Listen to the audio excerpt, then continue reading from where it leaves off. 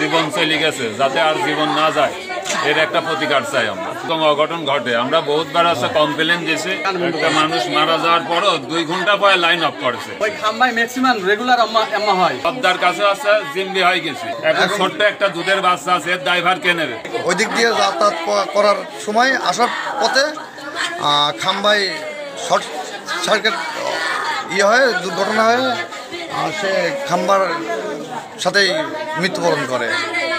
এই জিনিসটা মাঝে মধ্যেই ওই জায়গাটা এমনই একটা জায়গা, মাঝে মধ্যেই ওই জায়গাটাই এই ধরনের দুর্ঘটনাটা ঘটে।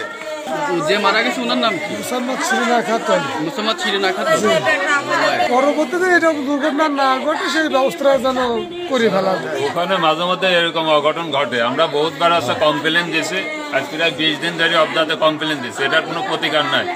আপনাদের মাধ্যমে যাতে অবদা এবং প্রশাসনের নজরে আসে, এর হচ্ছে একটা প্রতিকার চাই। আইন দেওয়া আছে, বহুত মানুষ কাজে যায়, মহিলা যায়, ছেলে পেলে যায়, একটা জীবন চলে গেছে, যাতে আর জীবন না যায় এর একটা প্রতিকার চাই আমরা। 7:30 সাড়ে সাতটার দিকে, আনুমানিক 7:30। অবদায় বহুতবার রিং দেওয়ার পরেও তারা এর কোনো পদক্ষেপ নেয় না।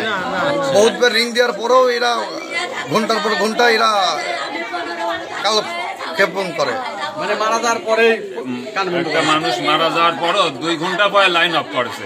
আমরা যে তাকে উদ্ধার করবো কিংবা ছাড়াই আনবো পানির ভিতরে, এরকম কোনো পদক্ষেপই নাই। আমরা 7:30 থেকে ফোন দিয়েছি, লাস্টে আছে 8:20 লাইন অফ করেছে। ওই খাম্বাই ম্যাক্সিমাম রেগুলার আম্মা হয়, মাঝে মধ্যে এমন হয়।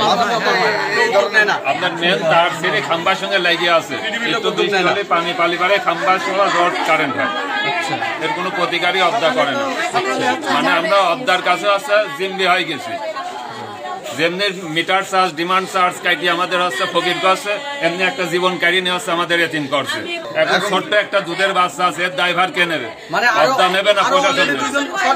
তারা বাইচে গেছে, এই বেচারাটা মৃত্যু হয়ে গেছে। আরো অলরেডি দুজনা শর্ট খেয়েছে আজকে সকালবেলা।